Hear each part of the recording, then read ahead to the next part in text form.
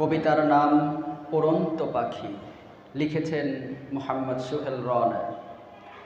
নাম দিয়েছি তার আমি উড়ন্ত পাখি, সুযোগ পেলেই পালাতে চাই মেলে দুটি আখি।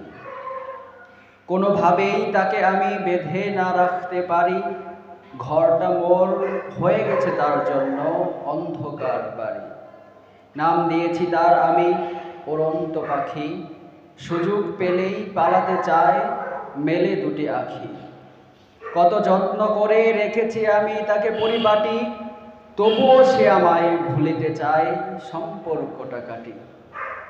এ মায়া কি তবে শুধুই মিছে? ভালোবাসা ভালো লাগা সবই কি হারিয়ে গেছে?